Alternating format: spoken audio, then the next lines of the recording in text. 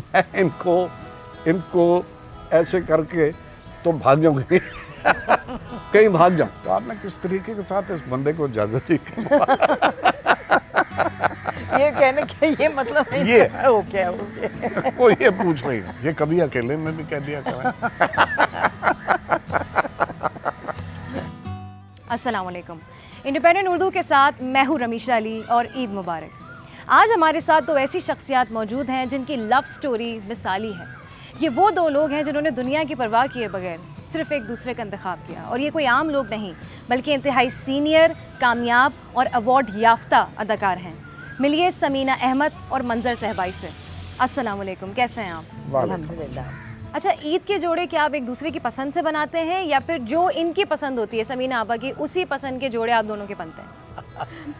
देखिए ये जो आपने बात की कपड़ों की, ईद के ऊपर को खास कपड़ों का बनाना या ये तमाम करना, वो मेरा ख्याल है कि मेरी तो आदत नहीं है ये, लेकिन अगर इनका दिल करता है तो ज़रूर। मेरा भी नहीं है, लेकिन मेरा नहीं मतलब ख्याल। आई थिंक ये बच्चों को बहुत ज़रूरी होता है, बच्चों की खुशी होती है, उनको दिला देते हैं, बस दैट्स इट। हमने क्या करना है? कोई मखसूस डिश जो आपके घर में बनती है ईद पर और काफ़ी अरसे से बनती चली आ रही है? भाई सेवइयाँ बड़ी ज़रूरी होती हैं किसी न किसी फॉर्म में। पहले जब हम लोग छोटे थे, बच्चे थे, तो हमारे यहाँ बनती थी सेवइयाँ, उबली भी सेवइयाँ होती थी जो हमें अच्छी नहीं लगती थी, मगर क्योंकि ज़रूरी था कि ये खानी है नाश्ते पर, तो इसलिए वो खानी तो पड़ती थी। उसमें उबली हुई सेवइयाँ, उसमें चीनी डालो, उसमें ऊपर दूध डालो, सीरियल की तरह से उसको घोलो और वो खा लो, वो ज़रूरी होता था। पसंद नहीं आती हमें। हाँ, या फूड पैंडा। मतलब बच्चों का तो यही है भाई। हाँ, मतलब उस तरीके के साथ जो रवायती खाना होता है या मुख्तलिफ चीज़ें बनती हैं, तमाम होता है एक ख़ास, मेरा ख्याल है कि वो अब इतना ज़्यादा नहीं है। अच्छा, मुझे बताएं कि पहले की ईद में और अब की ईद में आप क्या फ़र्क महसूस करते हैं? देखिए बिल्कुल, हम बच्चे थे, हमें बड़ी एक्साइटमेंट होती थी कि हमें ईदी मिलेगी, फिर हमें 2 रुपए ईदी मिलती थी, क्योंकि उस ज़माने में तो यही था, 1 रुपया 2 रुपए, 1-1 रुपया सब लोगों को मिल गया। फिर हमारे पास कुछ पैसे, फिर हम बाज़ार जाते थे, हम अपने लिए कोई खिलौने छोटे छोटे से ले लेते थे। कोई वो नहीं होता दैट ऑफुल थिंग जिसको आप मुँह में लगा के पी पी करते हैं, वो बड़ा हमें पसंद था, वो ज़रूर हम लेते थे।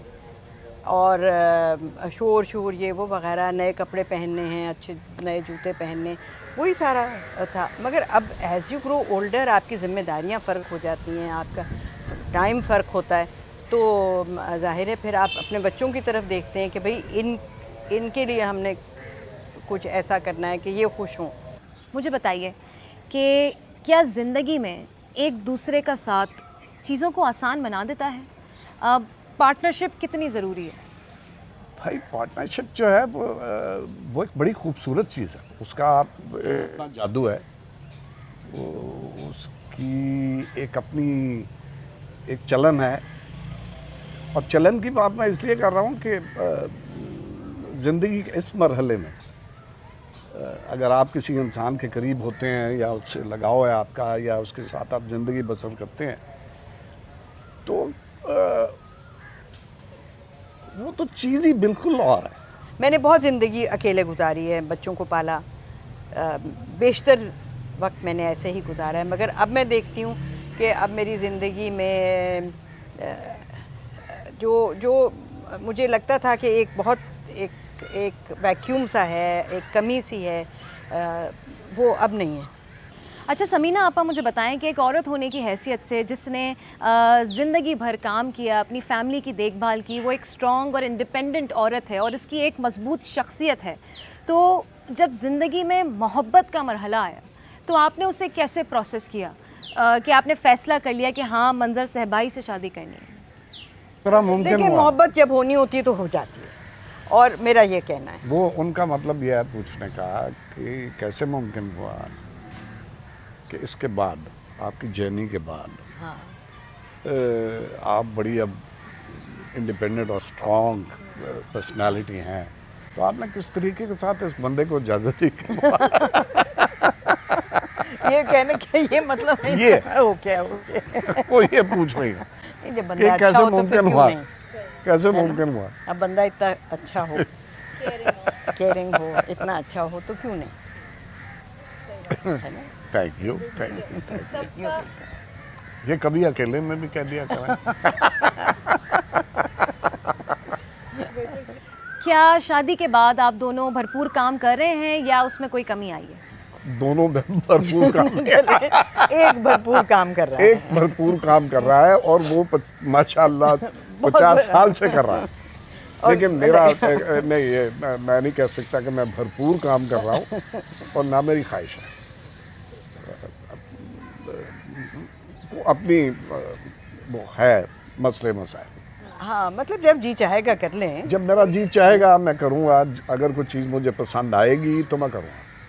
मैं खामखा में किसी कोई काम करने के लिए तैयार नहीं, ना मैंने कभी किया है ना करूँगा। मगर इसका ये मतलब नहीं कि मैं खामखा में कर रही हूँ, नहीं, इसका ये मतलब है कि मुझे मिल जाती हैं अच्छी नहीं। चीज़ें करने को। नहीं, ये लेकिन मैं तो हमेशा कहता हूँ कि ये हिम्मत है आपकी, हिम्मत है। मैं तो इनको कभी कभी ये भी जुर्रत करके कह देता हूँ कि भाई अगर आप इसको थोड़ा सा कम कर लें, लेकिन वो ना, ना। Too many things to do. तो वो इनका पैशन है, इनका अपना वो है, तो क्यों नहीं। अच्छा, मुझे बताइएगा कि क्या एक अच्छी मोहब्बत भरी शादीशुदा ज़िंदगी गुजारने का कोई नुस्खा है? नहीं, नुस्खा नहीं, कोई फॉर्मूला थोड़ी होता है, कोई ये 2 कोई जमा 2 किया, बड़ी कोई कंप्यूटर में subjective डाला है। और वो 4 निकल आया, ऐसे तो नहीं होता। ये इसमें तो बहुत 2 लोगों के ऊपर डिपेंड करता है। दोस्ती जो होती है, फ्रेंडशिप्स के अंदर भी आपको इनपुट डालना पड़ता है।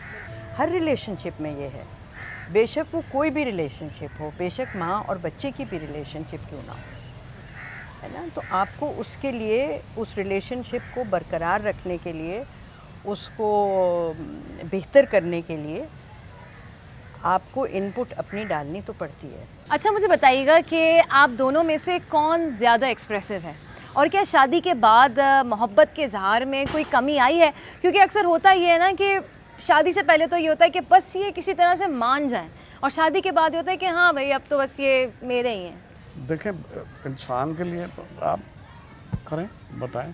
देखिए, हम लोग जिस जगह पर हैं तो बहुत ज़्यादा आगे फ्यूचर कितना, तो जो वक्त है हमारे पास हम तो उसी को अच्छी तरह से गुजारना चाहेंगे, है ना? मेरा ख्याल है कि ये कि हम अगले साल खुश हो जाएंगे, इस साल हम जैसे तैसे गुजार लेते हैं, ये मुझे नहीं बात पसंद। मैं कहती हूँ कि हर कोशिश ये करनी चाहिए और ख्वाहिश ये होती है कि जो भी लम्हा, जो भी वक्त इकट्ठा गुजरे वो अच्छा गुजरे, खुशी का गुजरे, है ना? एक दूसरे का साथ हो। अच्छा, आपने जिस उम्र में शादी की है उस उम्र में अगर कोई मोहब्बत करने का सोचे या फिर शादी करने का सोचे या फैसला कर ले तो हमारे माशरे में इसे आमतौर पर इतना इनकरेज नहीं किया जाता। हर इंसान का ये हक है, बुनियादी हक है। मतलब ये नहीं है, कोई जुर्म नहीं है कि अगर आप 70 साल के हैं या आप 80 साल के हैं तो अगर आपकी मुलाकात किसी इंसान से हो गई है, एक लगाव बन गया है, एक तरीके के साथ आपने समझ लिया है कि भाई हम एक दूसरे के साथ जिंदा रह सकते हैं, तो ये जुर्म नहीं है भाई, ये इंसान की बुनियादी ज़रूरत है और उसका हक है। और कोई किसी को इस हक को छीनने की इजाज़त नहीं है। आसान नहीं है, क्योंकि आप समझते हैं कि इस उम्र में आप आज़ाद होंगे, ठीक है? वो आज़ादी जो है वो नहीं है, ये बिल्कुल गलत बात है, एक गलत किस्म का तसव्वुर है। अब एक मेरी ये ज़रूर मैं ये कहूँगा कि मेरी ये ज़रूर ख्वाहिश है और हमेशा मुमकिन है कि रहेगी भी कि कभी कभी ये मेरे दिमाग में ज़रूर आता है कि मैं इनको ऐसे करके तो भाग जाऊँगी कहीं भाग जाऊं जहां मतलब ये है कि जो बाकी हमारी ज़िंदगी के अंदर चीज़ें हैं वो एकदम से ख़त्म हो जाए। ठीक है, जहाँ पे मैं कह सकूं कि हाँ ये लम्हा या ये वक्त जो है ये सिर्फ हम दोनों का है, ये बड़ा मुश्किल है। समीना आपा और मंजर सहबाई साहब, इंडिपेंडेंट उर्दू को अपना वक्त देने का बहुत बहुत शुक्रिया। नहीं, आपका भी Thank बहुत you. बहुत शुक्रिया कि Thank you very much. आपने हम दोनों को इतनी देर बर्दाश्त किया।